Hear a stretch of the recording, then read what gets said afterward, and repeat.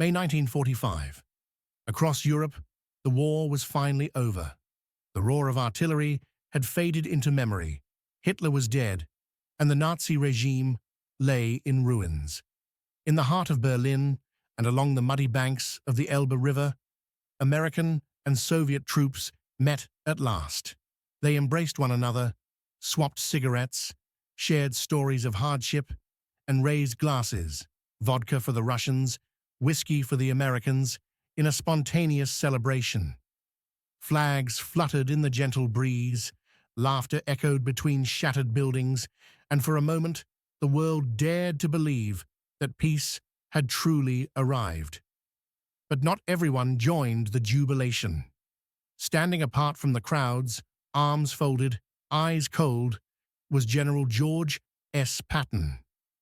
As politicians in Washington and London toasted their Soviet allies with broad smiles, Patton watched each cheer with suspicion. He did not see friends. He saw the next adversary.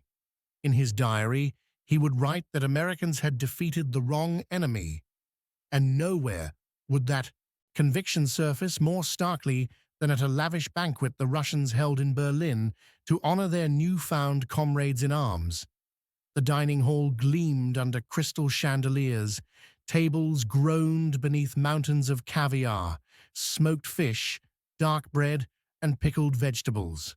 Silver goblets and bottles of vodka lined the centerpieces, while American officers in crisp uniforms, ribbons and medals glinting, mingled uneasily with their Russian counterparts, whose greatcoats bore the proud stars of the Red Army. Generals from both sides exchanged polite nods, but beneath those courtesies lay a current of tension. When a Soviet general rose to propose a toast, the music stilled and every eye settled on Patton.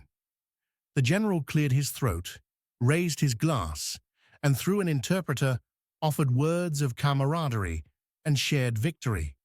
He spoke of peace, of solidarity among the Allies, and of a future built on mutual respect. Then he fixed his gaze on Patton and waited for the Supreme Commander of the Third Army to drink. Patton did something no one expected. He remained seated, his eyes locked on the speaker. Slowly, he rose, silent in the hush, and stared down at the general. In a voice that carried over the stunned crowd, he declared, "I will not drink with you." A gasp rippled through the hall. The translator faltered, afraid to relay the insult. Patton's face was stone. "Nor with any other Russian son of a bitch," he finished, his words hanging heavy in the air. In Russian culture, refusing a toast is akin to a slap in the face. The room felt the impact of Patton's defiance as though it were a physical blow. American officers froze, dreading the fallout. The translator swallowed hard, his cheeks pale, then turned to repeat Patton's words verbatim. Murmurs spread like wildfire. Some looked ready to draw weapons. Others whispered of the delicate dance of diplomacy unraveling before them. Then, in an unexpected twist, the Soviet general burst into laughter. He pounded his palm on the table, eyes sparkling with grudging admiration. "Tell General Patton," he boomed through the interpreter, "that I think he is a son of a bitch too." The tension shattered. Patton allowed himself the faintest of smiles. He lifted his glass and nodded. "All right," he said. "Now that we understand each other, I'll drink to that." They drained their glasses together, each acknowledging in that brutal exchange a mutual respect forged in honesty. That infamous toast wasn't a simple act of insult. It was a warning. For years, Patton had watched the Red Armies advance with growing alarm. From the moment American and Soviet forces slammed into the collapsing Reich from opposite directions, he'd seen liberation blur into conquest. In Poland, Hungary, Czechoslovakia, wherever Soviet boots trod, they stayed. Behind every cherry-red flag raised in triumph, Patton saw the iron fist of communism tightening its grip. He believed that unless the West acted quickly, Stalin's armies would roll all the way to the Atlantic. Patton's Third Army had raced across France and into Germany like a whirlwind. He wanted to press on, to seize Berlin, to march into Prague, and he was baffled when General Eisenhower ordered him to halt. "Let the Russians take Berlin," Ike had said. "Let them mop up the East." Furious, Patton argued his case. He warned that stalling would hand Eastern Europe to Moscow. He wrote in his diary that the Russians were Mongols, savage, with no respect for life. He pleaded for permission to push beyond the Elbe, convinced that delay would make the Soviets unbeatable. In late April, Patton traveled to a small German town called Torgau on the Elbe, ground zero for the meeting of the Allies. There, he joined a massive parade organized by Marshal Fyodor Tolbukhin, commander of the Third Ukrainian Front.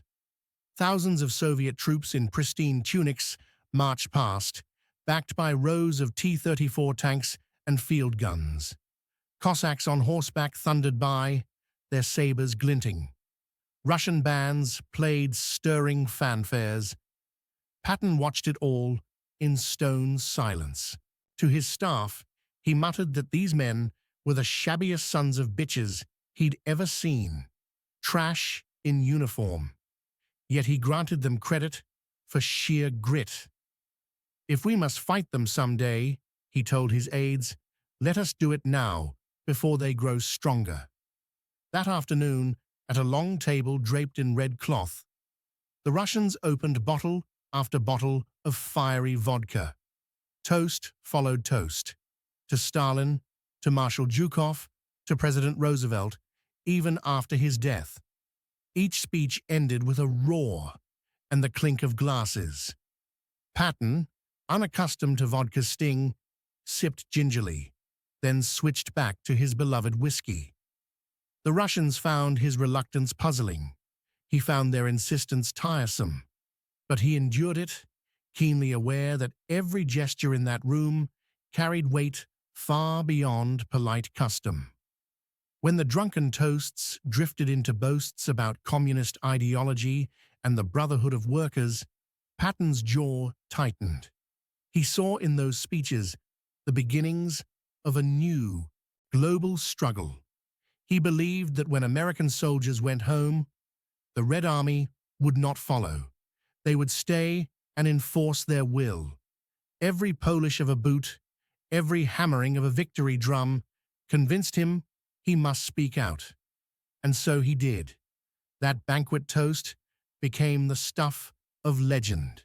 Soldiers in both armies traded whispers and jokes. "Did you hear what Blood and Guts called old Ivan?" But behind the laughter lay unease. Patton pressed his superiors to take action. He proposed rearming surrendered Wehrmacht units, folding them into the Third Army, and launching a preemptive strike on Soviet forces in Eastern Europe. His plan was audacious: force the Red Army back to Moscow before it could consolidate its gains. "We can save the world from a tyranny worse than Hitler," he wrote to his wife. But his warnings fell on deaf ears. Home was weary of war, its coffers emptied, its sons longing for bed and family. Politicians clamored for peace. Eisenhower, appalled by Patton's recklessness, removed him from command. The Third Army, the formation Patton had built and led through the fiercest battles, was handed to another officer. Patton was relegated to Washington, shuffling papers in a desk job he derided as playing tag with envelopes. His heart ached as he watched the Iron Curtain descend across Europe, just as he had predicted. Poland, Hungary, Czechoslovakia swallowed by Soviet dominance. In December 1945, Patton died in a car accident that many still consider mysterious. He never saw the Cold War ignite in earnest. The Berlin blockade, the Korean War, the missile standoff at Cuba. Yet that evening in Berlin, when he spat his defiance across the table, he offered a glimpse of the conflict to come. Historians still debate whether his warning was a prophet's cry or a warmonger's boast. Could the West have stopped Stalin in 45? Would the devastation of yet another war have been worth delaying Soviet expansion? We'll never know. George S. Patton was no diplomat. He saw the world in black and white, enemies and those who stood against them. At a victory banquet meant to seal an alliance, he refused to pretend friendship. Instead, he confronted his supposed comrade, eyes unblinking, and spoke the truth as he saw it. In that moment, he showed the essence of the warrior: honesty above comfort, clarity above courtesy. Thanks for watching. If you'd like more stories like this one, please like and subscribe.